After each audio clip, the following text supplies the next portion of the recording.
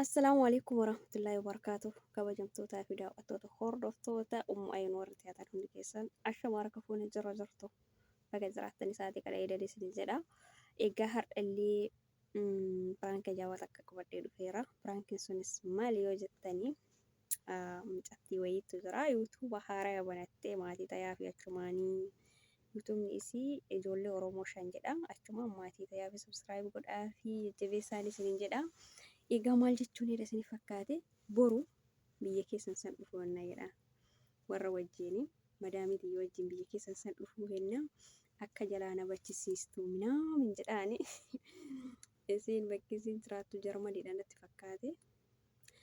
Innaa zaamaatti godhuu jedha garuu an piraanki maaf malee achillee deemuu dhodhoo deeme silaachumaan jalaa bada garuu Jarmanii deemuu heduu piraankii godha amma itti bilbilee.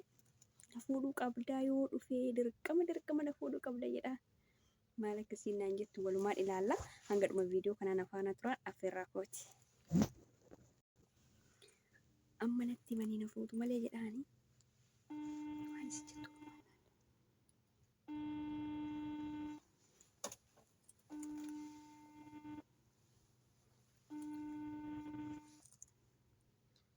Hello, Saati. Salaamu alaikum.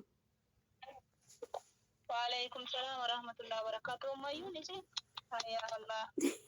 Ummayyuun hidhee akka nama walii wallaalte moo? Laa walii wallaalee wallaahi mucattii takka seebee desee bilbilanaan jette riyyaati yata biyyaa takka. Isima jeessaa masan irra bilbilte. Ayyee Hello, bareeda. Saati siin jedhan dhage. Nagaami Alhamdulillah akkamaati. jiraanillee. Tasiin jedhu amma madaamin tiyya waanaan jettee beektaa iddoo takka gammadee sitti dawwalee. Ayyee maashaallah waan akkam siin jette. Bikka isin jirtan san deemuudhaaf beektaa boru waa hundaayyuu xumuree jira jettee. Biyya kan? Jarmanii. Ya Allah fiilaan dijira baran. Ayyee baraafuu wallam. Innaa ol lama'ee akkasnaan jettee miree amma dura.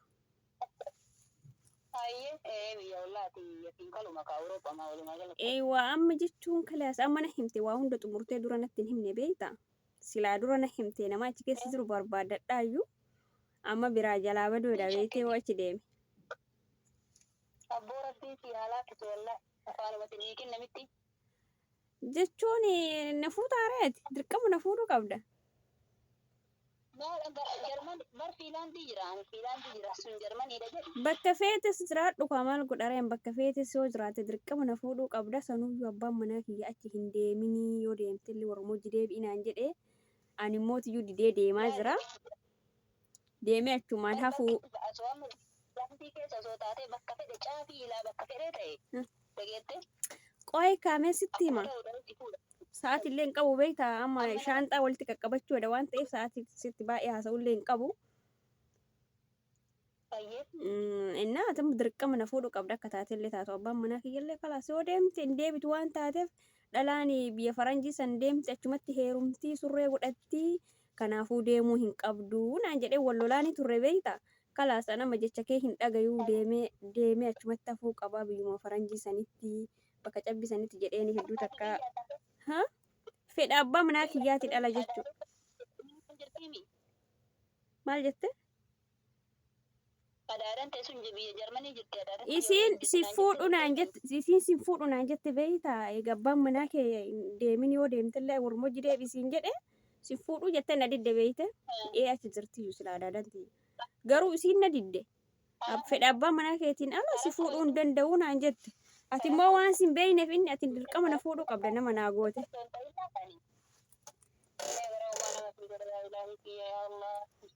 Isiin na didde kaashee akkam godhaa amma carraan kun na darbuu qabaare jechuun fedha abbaa manaa kiyyaa. Ati gootu abbaa warraa kee amansiisuu danda'ame yoom isiinuu ka namnuu dhabamu ta'e baateetuma waajjira wayii jalaa seenta. Isiin hin didde kalaas erga abbaan manaa kee sin faqqanne bakka inni si faqqade malee hin deemtu erga inni hin deemini galisiin jedhee deemtee warra wajjillee yoo dhufte galuu qabda malee asitti hafuu hin qabdu jette didde beektaa. Inni amma inni sin beeku waan ta'eef ati abbaan manaa kee sin beeku waan ta'eef ati callisteetu of bira dankeettu. Kalaas inni hin ta'uu jedheera. Hin ta'uu hin deemtu. Dhalaan bakka san deemtu surree godhatti. Hin deemtu biyya faranjii san jedhe. Ani erga carraan kun naaf deemee achitti hafuun qabu akkamitti deebi'are? Surreen godhattu jedhi surree miti rakkooni. Na dhageetta amma laal Fiinlaandii fi Jarmanii jechuun akkam jechuu si himuu. Amma kanaafuu akka taates taatu na fuudhuu qabda moo abbaa manaa kiyya sodaattee deema. Dirqama na fuudhuu qabda kalaas. Wallaahi na dhageeffadhu wallaahi isin sodaanne akka Itoophiyaa fi maali siin jaabu Suudaan iyyuu yoo siin jedhe Suudaan hin daangaa walitti qabnaa miire akkasiiyyuu miti biyya. Makiina xiyyaaraan koottu na fuudhi ka kalaas erga addaan fagaattan xiyyaaraan koottu. Sanuu xiyyaaraan dhuma tikkeetti muradhu. Maa biyya faranjii jirtanii firiidamii qabdanii bakka feetan deemuu dandeessani. Firiidamii kophaa jiraa bara abbaa warraa wajjin jiru kun wajjin. Amma ani kasiin jedhu dirqama kaa kalaasati ijoollee dhiisitii amma deemi waan hundi sirreeffadhu gizeen achi dhufee jedhe. Yarratti cubattee. Mataa isa miskiinati jiru wallaahi laaziim. Na fuudhu diddaaf narra cufattaami.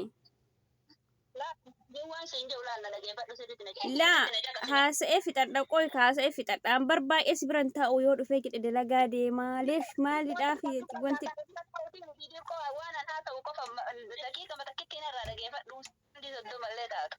Hin dhageeffadhu dirqama kana fuudhuu qabda guyyaa hin qabu yeroo hin qabu waan ta'eef nama biraa nama itti dawwaladhu hin qabu.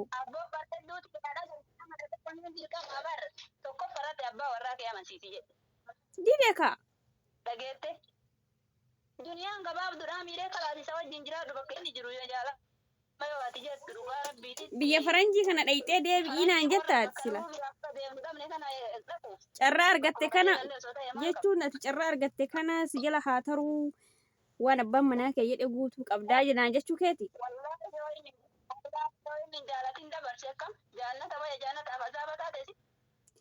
Biyya faranjiiti barbakkitu. Barbakkitu biyya faranjiiti. Maal kunoo isinuu zanaa jettanii jiraatanii sa'aatii barbaadan gadi baatanii bakka barbaadan deemtanii sa'aatii barbaadan ol deebitanii waan barbaadan uffattanii kunoo mana arabaa keessatti akkatti shuxutti jennee jiraanna. Jireenya mana arabaa inuma beeytaami. Dhageeffadhu keessa beeku si himuu si wayya. Yoo isaan walii galtanii siistama karaa itti baaftanii akka fuuldurri keessanillee tolu gootan gaariidha jedhu. Jechuun inni erga didee jedhe waasitti himaa dhagaye ka waasitti himaa dhagaye. Jechuun erga inni na didee jedhe eega inni hin deemtu achi hin deemnu kalaasa'anillee hin barbaadu. Atillee immoo yoo deemte jettellee dirqama galuu qabdaa jedhee didee jira inni jala muree didee jira. Ati immoo carraa sii dhufe kana gubii naan jetta. Biyya faranjii biyya birrii lafaa haran sanii hafi naan jetta ati. Kunoo birrii lafumaa funaanan jedhan. Yoo abbaa warraa dhugaa qabaatteetiin innillee haadha warraatti beekee atillee abbaa warraatti beekte haadhati. Akiraayyuu rabbi jaannata waliin isin haa galchuuta duniyaa tan isuma dhageeffadhuuti innillee waumaaf jedhe beekte.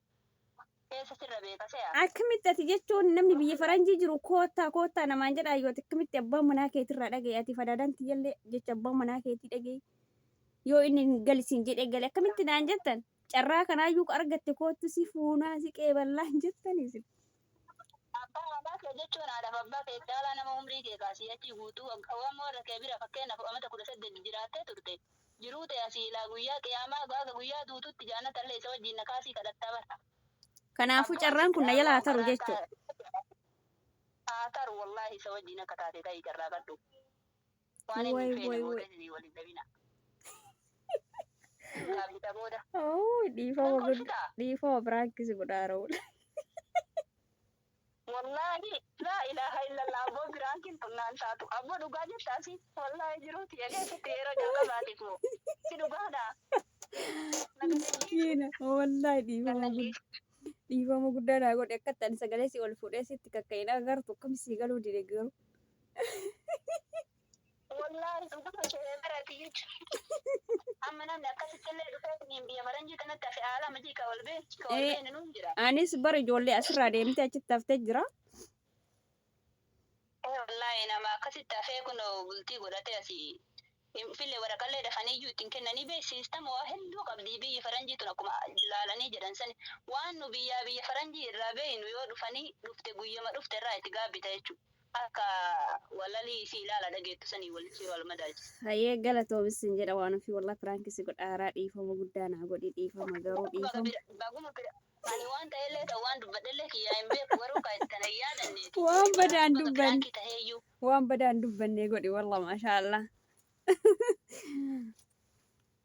Baguma biraankii taheeyyuu wallahi. Alhamdulillah jetta. Baga wallahi wallahi baga jiruuti. Argite? Biyyi faranjii alhamdulillah rabbil Argitee sila dhufellee ishina jechuun hedduu. maaletta? Ishina jechuun hedduu. Osoo silaa isaa walii galtanii karaa tartiiba waan maraa qabsiistee silaa deemte jibban qabu beeyte. Garuu karaa inni keessa hin jiru jette immoo akkasuma adaadan ta'ellee jennaan dubbiin tama jabaattee miisi jee bar. Mucamatee san yaadadhe biyyatti wallahi. Ani ammoo odoo biyya Isii hojjuu dandeetta. Jaarmanii miti ani ammoo odoo Ameerikaa iyyuu hin deemtanaan jedhan hin deemu sin jammar. Dhugaa rabbii dubbachuuf wallahi. Inni akkasii maal jechuu barbaaddaree hordoftootadha. Asumammee chaayinaala keellee maqaan chaayinaala keetii maal jedhaa Yusuf? Subscribe siyaa godhanii maatii siyaa ta'anii.